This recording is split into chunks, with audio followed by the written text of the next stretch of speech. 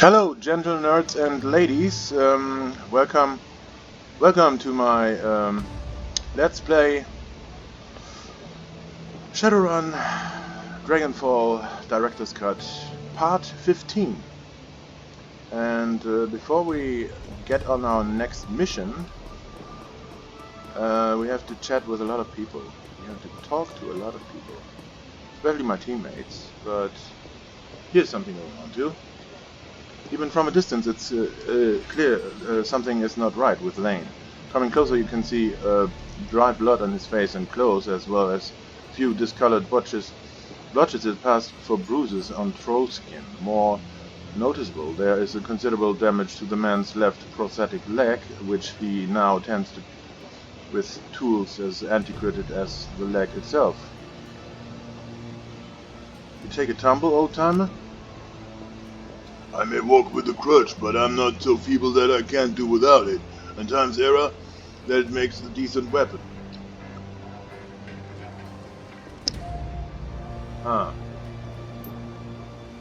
Someone comes at me, thinks me weak, and I show him otherwise.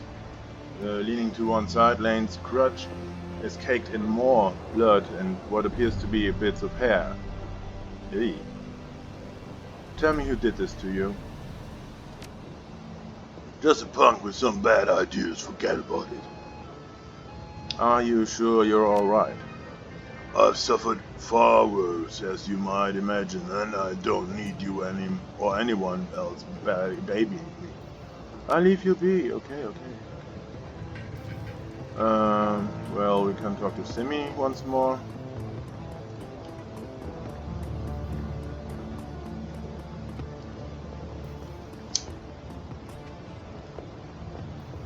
Sim leans against the wall, her head downcast and her face lost in shadows. Sensing your presence, she looks up, revealing a black eye poorly covered by concealer, and still she smiles at you. Shit, people get beaten up in my kiez. Hello, Slick Flimsy, how are you? Who gave you the shiner? I don't know what you're talking about. Did you want something? Because I've got things to do, you know. Zack says he has a new sim for me, one with aliens, a little girl I need to save. He's waiting for me and I can't let her down. Is there something going on around here? There's always something going on. It's the flux, right? It gives, it takes, sometimes it takes more than it gives. And some things it takes and gone forever. Friends that disappear, family that dies, people like Monica. I don't much like the flux. In The Sims you can have the same happy day over and over. You can skip past the part and you don't like, or replay the good moments as many times as you want. I can't think of any parts of real life I would want to play over, and plenty of parts I wish I could skip. How'd you end up in this Kreuzbazaar? I don't know. I was living on the streets since I was a kid. I had no family, no home. I got mixed up with some bad people and I had a bad day. Ending up owing them money, too much money. I got beat up, pretty bad. Needed a doctor, couldn't pay one. Then I found Doc Esquivel. Or he found me, I can't really remember. He said he could help me. He gave me the money up front. Sorry. But he said I had to come back for medicine every month until it was time to pay him back. And I did. I took the medicine, just like the kid said. I really don't want to talk about this anymore, okay? You take care of yourself. Whatever I have to do. This is fishy. She got beaten up by whom? By whom? Okay, here's something I can do. I can give the Humanis donor list to Schockwellenreiter. And I gain karma and money. I got money. I got money.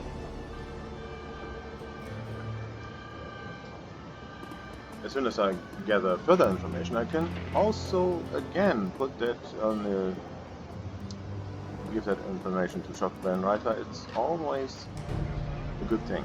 I'd like to talk about your organization. Yes, of course. Please go on. Are you accepting donations? Yes, of course. We're actually desperate for them. Truth be told, people seem more intent on taking care of themselves than they are in providing for the less fortunate. Of course, these concepts are not unrelated. As poverty rates increase, so does the crime rate. Assisting the needy increases the quality of life for all. Uh-huh. In any event, our shelter has some basic needs that desperately need to be filled. The walls of the shelter are not insulated, and new blankets would go a long way toward keeping our guests healthy and comfortable. Ideally, we'd like to purchase some space heaters as well. With 250 new, and we could make the purchase. Whatever you could spare would be most appreciated. Well, he gets 250 then. Here, just take what you need. I've got you covered. Samuel's eyes widen. This is incredibly generous. Thank you, mein Freund. No big deal, Sim. Do good with it. With this donation, we have reached our first goal. Thank you so much for your kind assistance. I will put your contribution to work stocking the shelter with blankets and heaters. Not a problem. Please do not downplay your contribution. You have shown kindness at a time when few others will. That means something. It means a great deal. Let's talk about something else then.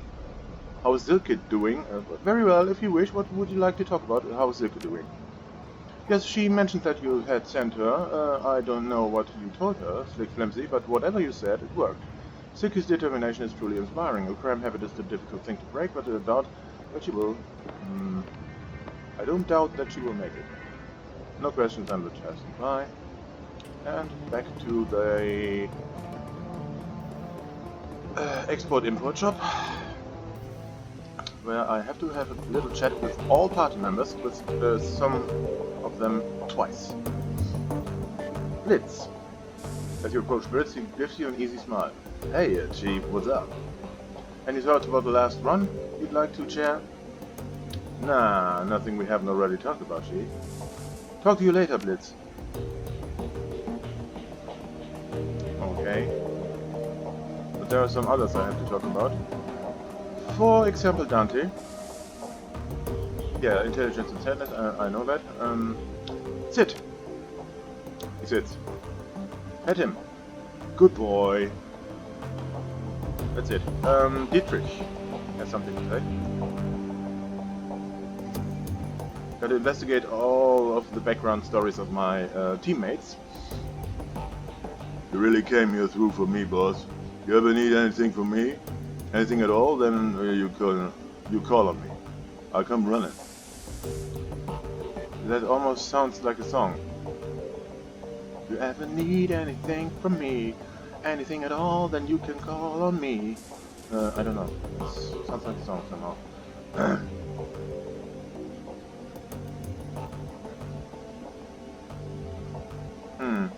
How's Alexander holding up? He's a good kid, that nephew of mine. Give him some time and he'll shake Star's programming. It might take a while, but he'll just adjust to life here in the Kreuzbazaar. In the meantime, I found a good home for him. Samuel's agreed to take him in. Is that wise? Samuel employers have no love for humans. Most of them don't even like humans. Best thing for the kid will be to learn through immersion. If he stays with Samuel's group, he'll have no choice but to interact with meta-humans. Soon enough, he'll learn that they are no different than anyone else. First few days will be rough, no questions, but he'll make it through and come out on the other side as a better man for it. Well, adaptation to meta-humans is never wrong. He seems like a tough kid. I don't doubt that you're right. Dietrich claps you on the shoulder. You're a good man, boss. On to other things. Remember what I was telling you back before we climbed into the van? Yeah, you were saying that the Dragon Slayer was happy and that you'd be given a reward. I could have talked about that earlier. That's right. Thanks to our, let's not mince words, heroic actions back in that swine pit, the Dragon Slayer has seen fit to grant me his favor. And now I know what that means and what I can do with it. Well, don't keep me in suspense. He gestures at the ground near his feet. This. As you watch the spot that Dietrich is pointing at, begins to glow. Lines of force spread out in the scintillating web, and the feeling of raw powers suffuses your body. I've just torn open a channel between myself and the Dragon Slayer. The power that you feel is his power, pouring through the ether and into that spot. If you're familiar with ley lines, it's the same basic concept. I consecrate the patch of the ground, and as long as I stand in the spot, all of my magic gets stronger. He crosses his arms over his chest. Not that, huh? What about another mage or shaman? Could someone else benefit from one of these channels too? He shrugs. Don't see why not. Like I said, it's basically a ley line. As long as you're on the Dragon Slayer good side, I don't see why you couldn't use it. My idol. He isn't stingy with his gift. Anyway, boss, I want to keep fiddling with this, learning to properly control it. And I'm sure that you've got things to do as well. You take care of whatever else that needs doing, and by our next run, I'll be ready to use this. Sounds good. Take care, Dietrich. You too, boss. Let's see. Maybe there's more. Hey, boss. Dietrich gives you a slight nod. What can I do for you? Oh, police is outside my house. Again. Nothing special. They are here every day. Which points to what kind of trouble? I don't know. Let's hear around. Yeah, real world is boring. Just police and beat-ups and junkies. Just like in Dragonfall. How are you holding up? You seemed to take Monica's death harder than the others did. He shakes his head, a wistful expression on his face. Nah, no harder. But I'm less buttoned up than the others are. Eagle never let herself show any weaknesses, and Glory, well, she's too full of chrome to feel much of anything. He shrugs. Me, I don't give a damn. I've spent too much of my life putting on a show for others already. What do you mean by that? I used to front a punk band way back then. Believe it or not, I've spent a pretty good chunk of my life on stage. Huh. Whenever we weren't playing, I was living up to our fans' expectations, spouting up, getting into fights, getting drunk, getting laid. Not a bad life, all things considered. Wait a second, you can sing? He regards you with a critical eye. I was the front man of a punk band, boss. Fuck no, I cannot sing. That's right, punks are yelling, not singing. He grins, but I wasn't half bad at riling up a crowd. What was the band called? Maybe I've heard of it. Oh, I doubt it, boss. We never really got any airplay. Spit it out, man. Alright, boss, if you insist. The band was called Messerkampf. Spelled just like it sounds, it in big capital letters with an exclamation point. We weren't a big act or anything, we sold a few records here and there, toured around Europe. We had a decent following in England, and we holed up in London from 31 to 36. I spent most of our time slumming it around the East End and picked up enough Cockney to irritate folks back home. Shakes his head. Truth be told, that whole chapter of my life is a bit of a blur. We did go do it for the fans or fame, and we sure as shit didn't care about the money. All that matters to us was staying young and drunk and angry. I mean, Cockney, it's a bit difficult for me. What? He takes a moment to examine his gnarled hands and a sad smile on his face. We managed the second too, good God, where has the time gone? Tiffy shakes himself from his reverie and looks back up at you. That familiar, easy grin returns to his face. Well, anyway, boss, everything ends eventually, and I wash my hands of all this years ago, so let's change the subject if you don't mind.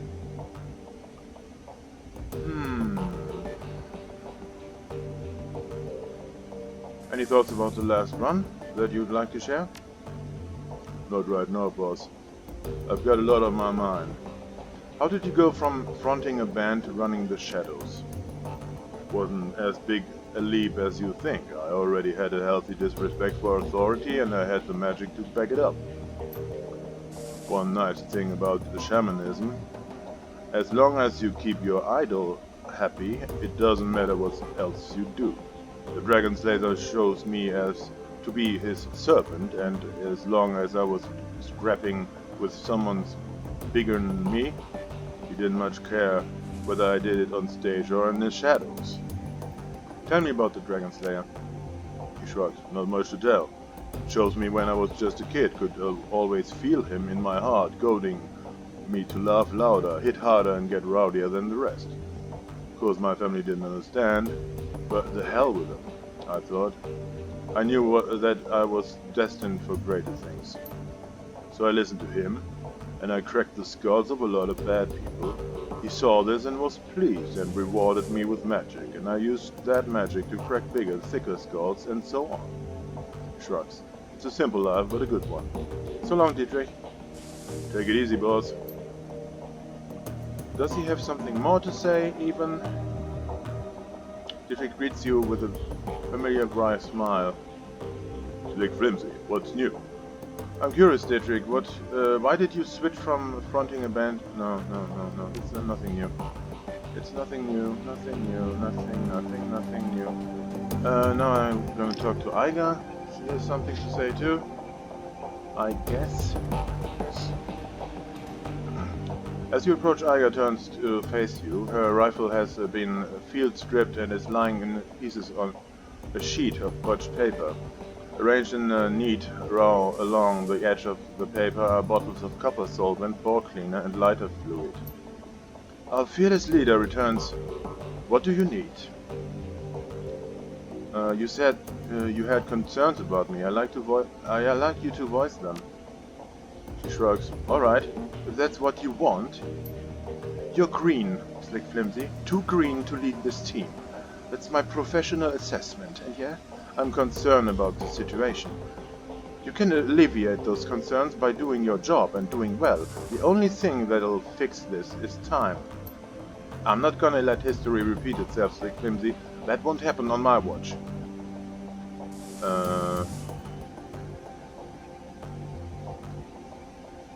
What history are you talking about? Let's just say that I have had bad luck with underexperienced teammates and leave it at that. So, was there something else that you wanted to talk to me about? Or can I get back to cleaning my rifle? I'd like to hear about your time in the KSK. She shakes her head. No, I'm not in the habit of sharing war stories, Slick Flimsy.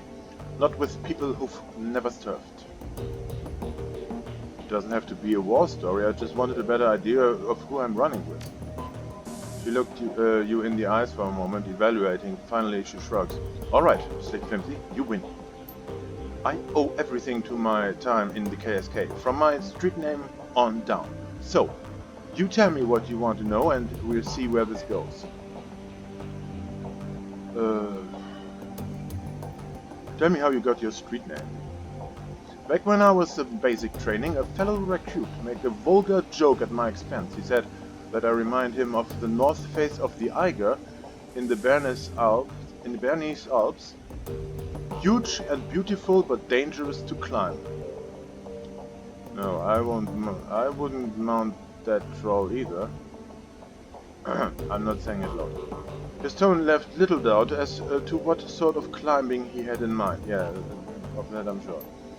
I think that he was trying to proposition me in his clumsy way, poking me in front of the other recruits to try to provoke a reaction.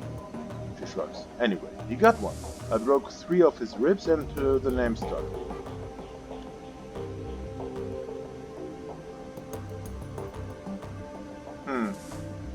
served him right. Iga regards you with a critical eye. Oh, I shouldn't have said that. Huh? You might actually mean that. But then, you may just be trying to get on my good side.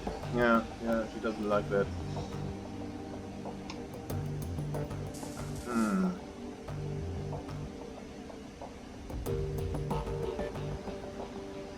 Well, I have to admit your reaction sounds a bit extreme. She shakes her head. My reaction wasn't extreme, it was necessary. I hadn't broke that twit's ribs. The name Iger would have meant a difficult sexual contracts to a whole barracks full of recruits.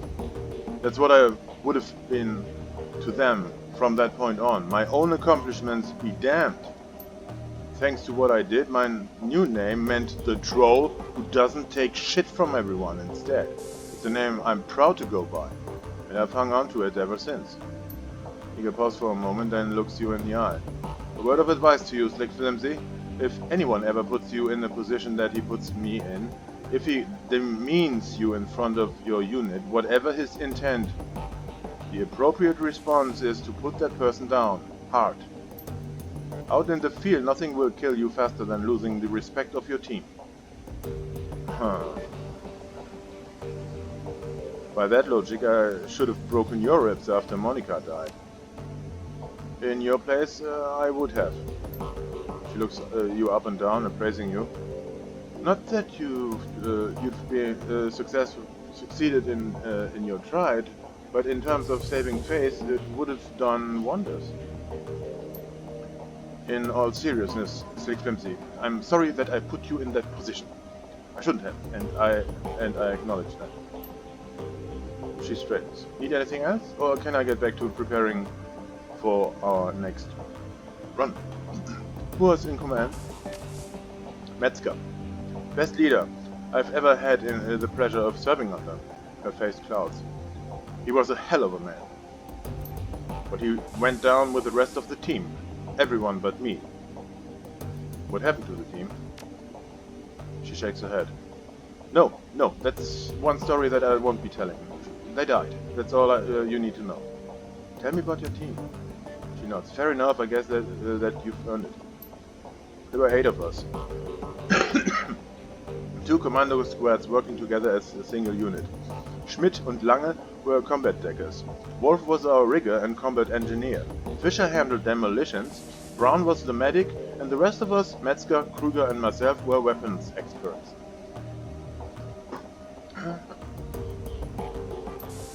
Our mission was extraterritorial, technical illegal, but important enough to justify the risk. We'd been sent across the border into Poland. The Russian mafia had set up a cottage industry in human trafficking all along the Oder-Neisse line, and it was our job to disrupt it. Another dialogue option not available. Go on. We were a good team, experienced, we went through a lot together and we chalked up a lot of kills. In our own way, I'd like to think that we did some good. Thanks, Iger. So was there something else that you wanted to talk about, or can I get back to cleaning my rifle? Any thoughts on the last run? Nothing we haven't already talked about. No more questions, thank you, Iger. She turns back to the disassembled components of her rifle. Sure thing, the fearless leader. Good talk. Now, I think the most interesting story that my teammates have to offer is Glory's. Here it comes. For the first time since you met her, Glory's expression seems to brighten. It's subtle, but it's there. You're sure of it. Slick Flimsy, a pleasure as always. Need anything from me? How are you doing, Glory? Golden as always, Slick Flimsy. No problems here. If I didn't know any better, I'd think you were warming up to me. She studies your face for a moment before responding. I suppose that you might say that. I don't talk to many people, Slick Flimsy. It just doesn't seem to be worth the effort. I I don't really feel much anymore, not since... She caresses the chrome of her forearm with a hand made of articulated steel. This... If that's true, why are you still talking to me? I suppose because you've shown an interest, and because you haven't let me push you away. She locks eyes with you, her expression is blank. I don't want to mislead you, Slick Flimsy. I still don't feel anything, not warmth, or friendship, or even trust. But I can appreciate the effort you're making. It's something new, and it's worthy of exploring.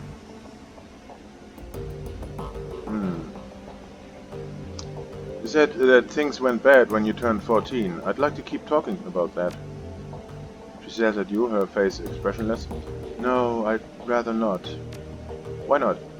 Because I don't see a reason to. The memories are unpleasant and dredging them up doesn't serve any real purpose. Oh, you're wrong about that. The last time we talked, it had an impact on you. That's reason enough to continue. She pauses a moment to consider your words, a troubled look on her face. I suppose that's true. Feeling discomfort is better than feeling nothing at all. Alright, here's the deal, Slick Flimsy. I'm going to talk and you listen. When I'm done, I'm done. No complaints and no arguments. And we'll see what happens. Deal? Deal. Right. 1,000-meter stare creeps back into Glory's eyes. A moment later, she's locked away in her own head again, reliving memories that she'd long since filed away. So, a few days after my 14th birthday, I began to express magically.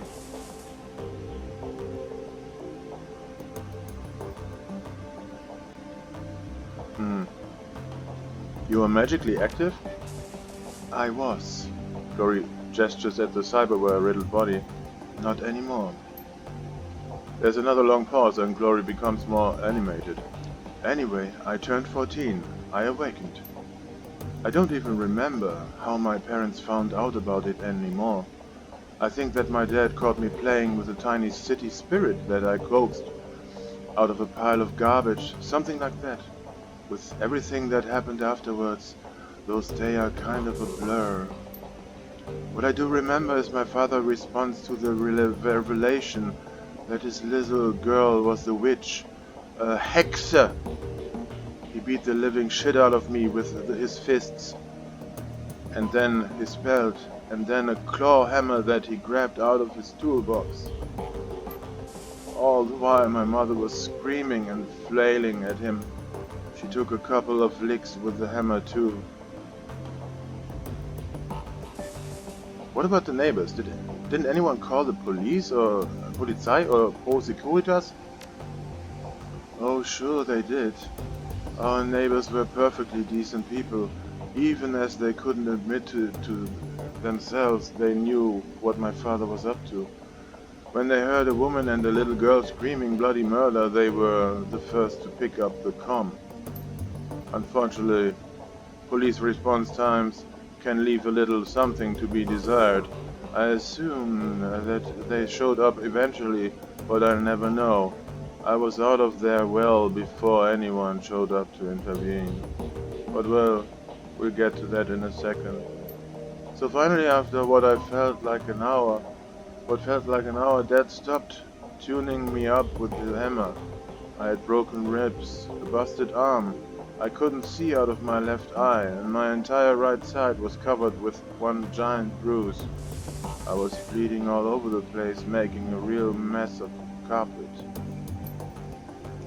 The old bastard spat on me, his bleeding, crying daughter. He spat on me and told me that I was des Teufels Hure, the devil's whore. Then he kicked me out of the house. As I was crawling away, my father told me that if he or any of his Kreuzritter brothers ever saw me again, they'd treat me as the Berlin chapter treats the enemies of God. If you're not familiar with how the Kreuzritters here in Berlin deal with heretics, it's decently less pretty than what my dad and his buddies did to their victims. I got the hint, and the next morning I hitched a ride out of Stuttgart. Guess the move. You were a smart kid. Not that smart. Slowly, sadly, Glory shakes her head. But we'll get to that in a minute. I wound up in Tübingen. I figured it'd be a safe enough place to find medical attention and maybe to call home. It's not far from Stuttgart, but it has a huge student community that I figured I could blend into, and the university there has a decent magic department.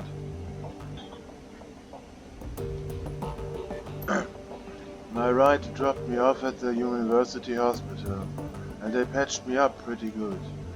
Had some questions for me about how I got so beaten up, but I lied and told them that I'd been marked, which played nicely into my complete lack of cash, credit, and identification. Chloe paused for a moment and looks down at the floor, then fixes her eyes on you. She is visibly tense. We're gonna fast forward through the next few years. I was a kid on the streets. I got by as best I could, doing whatever I had to. The rest we can leave to your imagination. Good. You did what you had to do. I'm no stranger to that myself. I don't think that anyone working in the shadows is. She nods. I figured you'd understand. So anyway, I lived on the streets for a few years, got used to being hungry all the time, got used to getting rained on, got by. I was painfully aware that I had magical talents, but without any kind of training or guidance, I didn't really know how to use or develop them. Truth be told, they scared me, so I more or less ignored them. So it just sort of went like that until a few days after my 17th birthday. Then I met Marta, and everything changed. Marta was a sweet girl. At first I took her for a street kid like me. Her clothes were a little ratty and she seemed comfortable being near me. But she also looked well fed and happy, and those were two things that I hadn't been in years. We started hanging out, and before I knew what was happening, I was in love. There was a genuine attraction between Marta and me, I think. But I also think a lot of my affection for her came from the fact that she was the first person in years to give a damn about me. She cared, and I loved her for that. Glory pauses. She looks flustered. Her composure cracked. Keep going, Glory. She stares at you for a beat, then nods. A few ragged breaths later, she continues. Marta told me about a place where she'd been hanging out. She invited me to join her there. It was called Feuerstelle, the fireplace, and it was sort of a commune for dispossessed youth. It turns out that a lot of the street kids I'd known over the years had moved there. The way that they disappeared, I'd assumed that they'd been kidnapped or killed or had gone back to their parents, but there they were. I remember being kind of angry about it, like, how did everybody get the memo about this but me? Marta calmed me down. She was good at helping me work through my feelings, and I wound up following her to Feuerstelle. To a street kid, it was basically paradise. The owner, a guy named Harrow, had set up this little farm just outside Tübingen in the Schönbuch forest. The Schönbuch is officially a nature park, but not many people go there nowadays. Too much fear of paranormal animals, I guess. Anyway, park or not, it was plenty big enough for us to hide in. It was also safe and pretty, and the farm was well stocked with food. Most importantly, Feuerstelle gave us a sense of community and stability that we'd never had on the street, and we loved Harrow for that. He became like a surrogate father to us. Glory pauses again, and you recognize a distinctive flush in her cheeks. She seems to have come out of her reverie once again. That's enough for now. I need to process all of this, and I don't want to continue forward until I've had the chance to do that. I know that this all has happened years ago, but I guess it's still pretty raw to me. So I'm gonna ask you to give me some space for a while. She turns away, and the frost begins to creep back into her voice. Can we pick back up later? Okay. No chance? You've got a job to prepare for, Slick Simpsy. I don't have any time more to talk. Hit me up after the run if you like, but for now I need some space. Okay. We need some equipment. Oh, there's something I can discuss with Paul Amsel, maybe. Probably. Or just a standard thing? I don't know. Slick Flimsy, greetings. Amsel peers at you through a battered old pair of... Is there something that I can do for you? I sent a man named Crorin to talk to you. He runs things in a neighboring kiez. They are on hard times, and I promised them some rations. Ah, Cohen, of the Ravengeister. Yes, in fact, I received a message from this man just a short while ago. If this is your wish, I will work for Samuel to coordinate a shipment of surplus rations to Gesund. I did hear about Gunnar's mission shipments, by the way. If we are to aid Coron, then I trust that your misunderstandings with the Ravengeister have been resolved. Yes, and I hope we've made some allies as well. Today it's Gesundbrunnen on hard times, but tomorrow it might be Kreuzbazaar.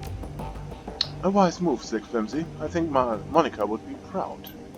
Very well, I shall make the arrangements. I'm glad you were able to retrieve Gunnar's shipments without needless violence. Good work. Now, is there anything else I can help you with?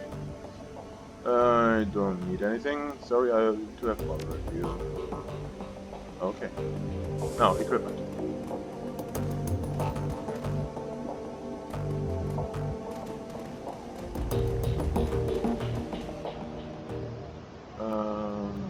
Therefore... Let's see, can I buy a drone? Can I... do I have... There's no drone control. No, I haven't done it. Can I buy a deck? What do I need a deck for? Bullshit. No, nothing to buy from Elite. I go to the Talisman shop.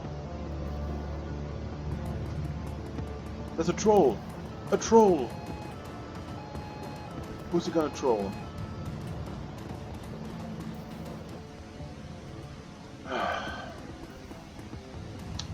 Algernon, what have you got? Hello, Gan. May I help you? I have questions for you, if you don't mind. You are in luck. I have a great many answers. Have you ever heard of a gang called the Kreuzritters? Sadly, yes. They are quite active here in Berlin. They're fascist, plain and simple. They cling to the Christian doctrine to justify their actions, but they are killers first and religious fanatics second.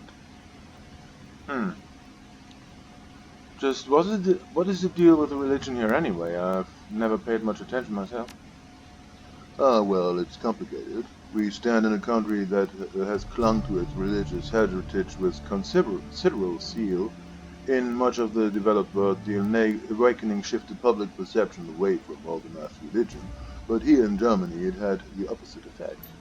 While many developed nations have adopted spiritualism, some here might call it paganism, as their de facto belief systems. The Germany of 2054 remains a Christian nation.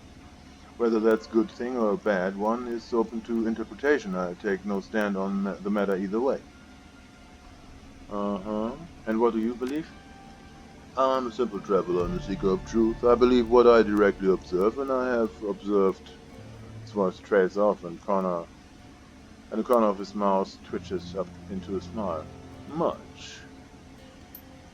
In my view, all belief systems are essentially different ways of interpreting the same thing.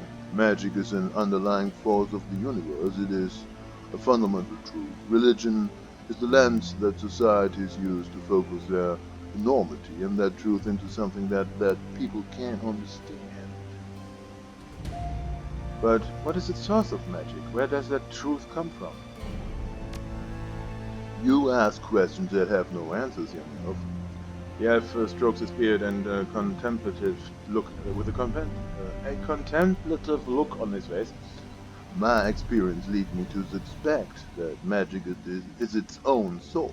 You may, of course, choose to believe differently. It matters little to me either way.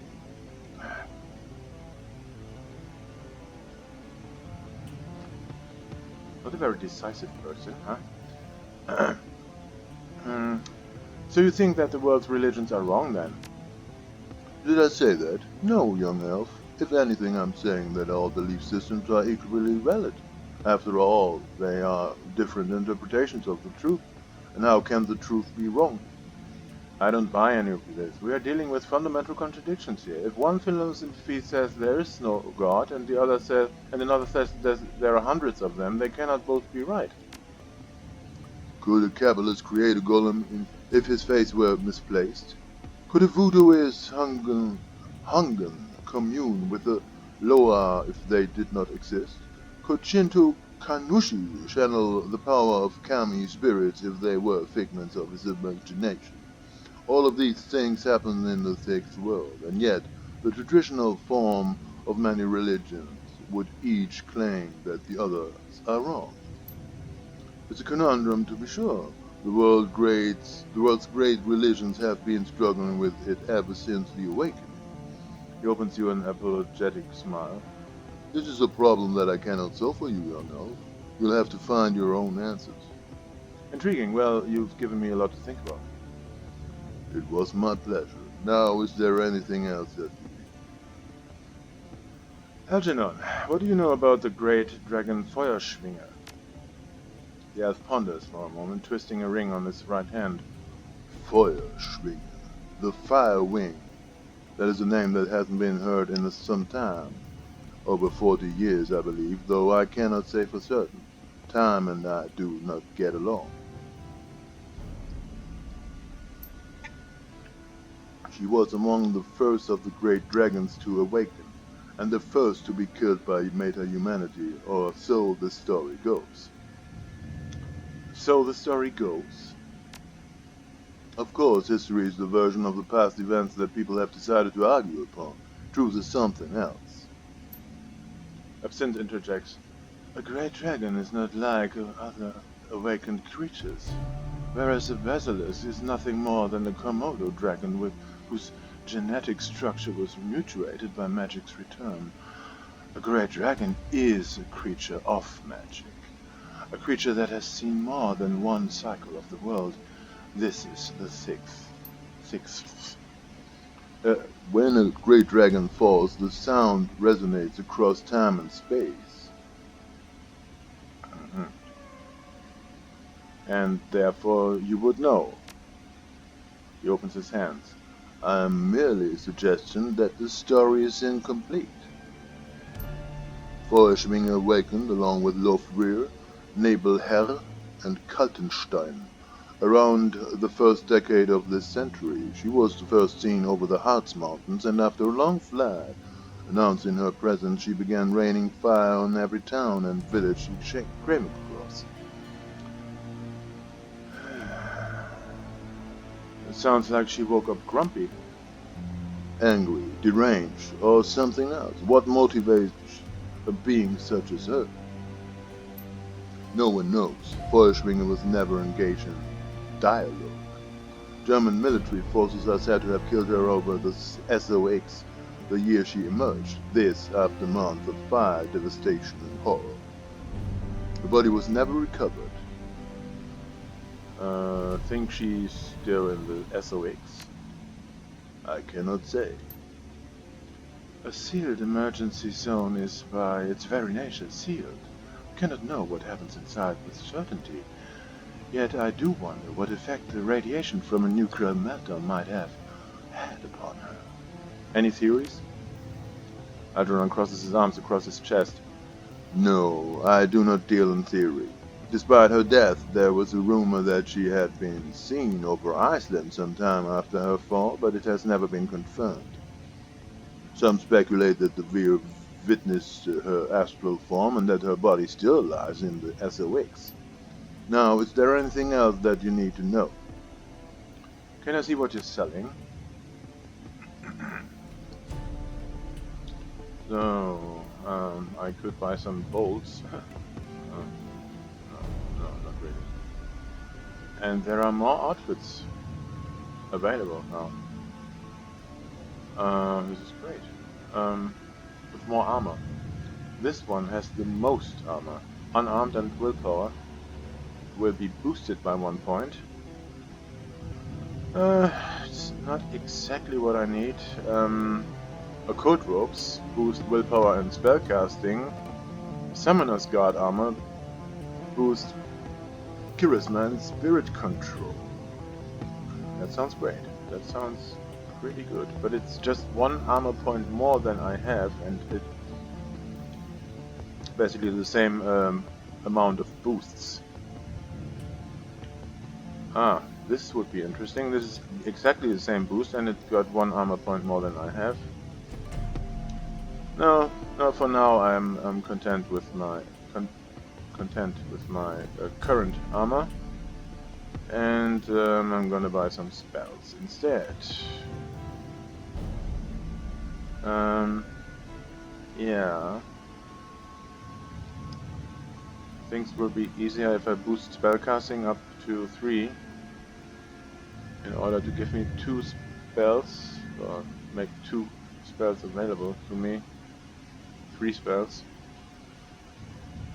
But I won't go to 4. I will keep it at 3 and leave it there. More important, much more important, are the conjuring spells. Here, haste number 3.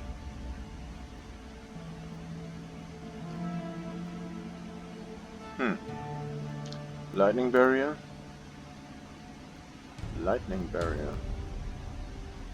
I already have a barrier.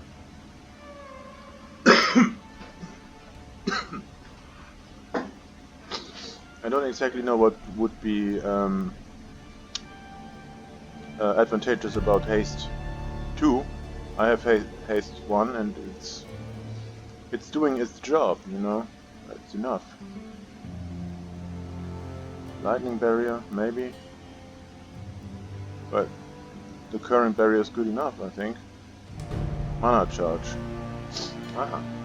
Concentrates mana from the surrounding area to provide an effect similar to a small ley line. Lasts for 2 rounds.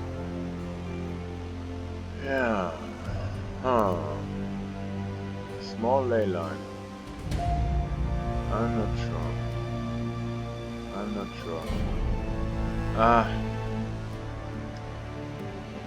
No, I go with the lightning barrier. I'm buying it. I do it. And something else? So, no, there's nothing anymore I can use.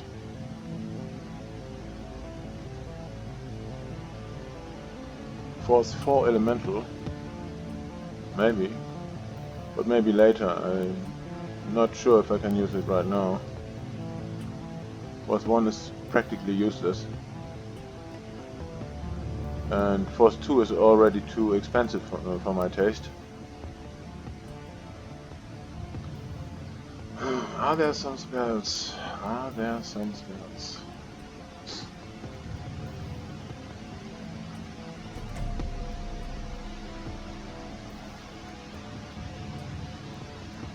The mana charge, maybe? But I could wait until I can buy mana charge 2. It seems more interesting. And Shadow is quite interesting too. If I raise my conjuring, I will buy it. Okay, and here is the mana bolt. I could like this one. Could use it. Armor 2, aim. Flamethrower is even better. Fuck it. Let's stick with the lightning barrier. I don't have much more spell slots anyway. So Lightning barrier says. Strip armor, heal wound, lightning barrier, and haste. For 2 rounds. Well, bad luck. Okay. Confirmed. I'm gonna leave.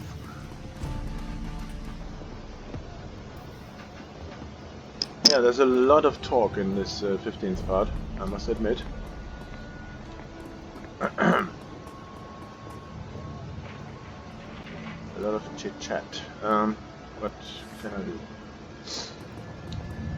Yeah, I'm gonna raise my rifle skill, or no, I'm gonna raise quickness. It's something in the same direction. And the rest will be done later. Oh, is there something else? I've got 1 karma left. No, nothing. Nothing useful to do. Weakness 4. Fine. Some trauma kits and med kits I should buy.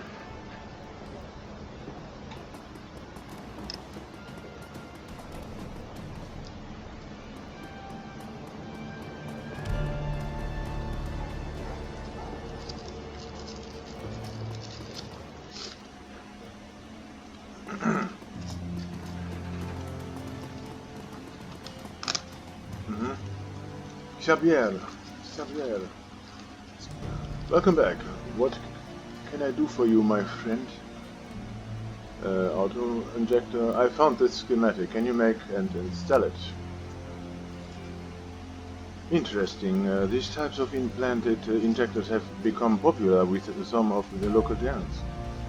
Yes, I can install it, though I will need payment for the materials. Okay, no problem. I could need some cyberware, because I have the money. As long as it doesn't reduce essence under 5, I can buy it. I will say I can afford it. For example, BioWare legs, which give me dodge and quickness. I could use something that raises my hit points. Cyber arm, increasing strength and HP, yeah, but it costs too much essence. Will strip me of another magical slot. Spell slot. Okay. Vision magnification eyes. Yeah, and hit enhancement of merely 6%. That's nothing. And too much trouble. Silver tag timer, I'm 1.5. It would drop my essence to 4. Definitely would strip me of the spell slot. But I get 6 HP. I mean, No. For now, just not more than 0.5 essence cost.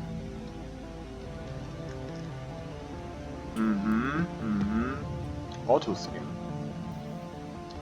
Oh. Armor +1.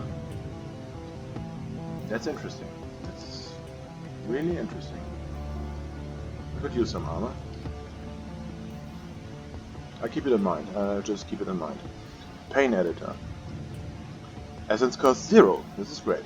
Cluster of specialized nervous tissues that filters out pain response. +1 willpower, 1 intelligence.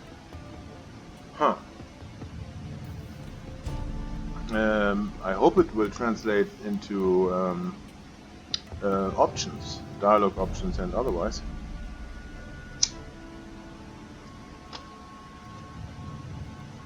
Because I think I'm going to do it. No, the head is already occupied. Doesn't work. Okay. Injection data jack. Yeah, I could throw away that data jack and get an injection data jack instead. It's fucked up.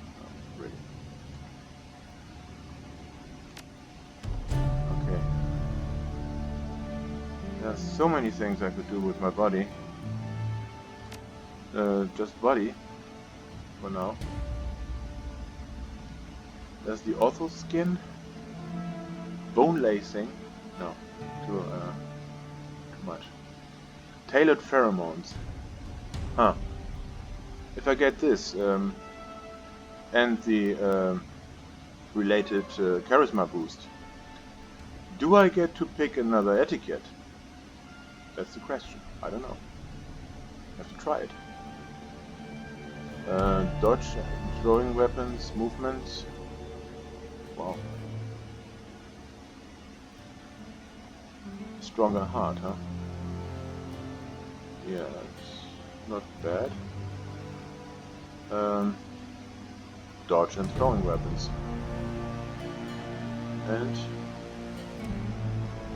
BioWare increases thrombocyte production to a high level, lessening trauma from recent wounds. That's good too. I mean, it's all pretty interesting. Eyes. What kind of eyes can I pick? Boosted hit chance. Data check. Little hit chance improvement. Blinding opponents.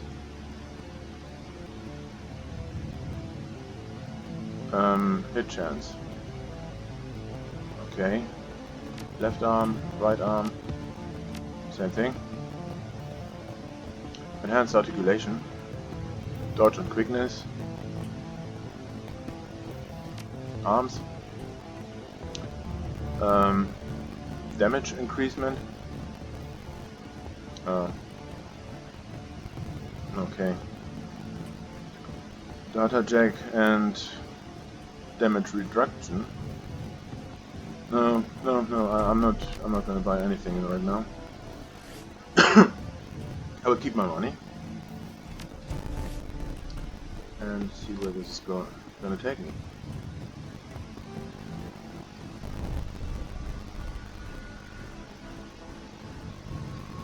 I mean, it's a shaman with a lot of BioWare is not exactly. It doesn't seem right. It doesn't seem right, but no. I'll buy something at some point. No, just not now. Not now. So we want a trauma kit, a normal one, another one, and 2 med kits. Cost me 800.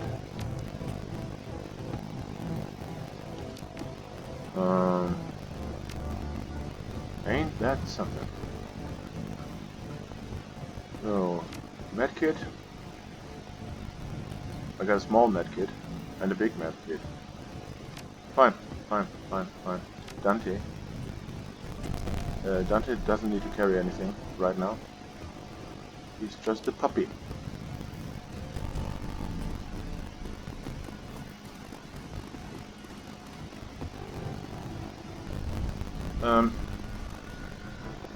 Yeah, I'm gonna say I stop it right here because I'm already almost at 60 minutes. So I would say you can see me at the 16th part. Bye.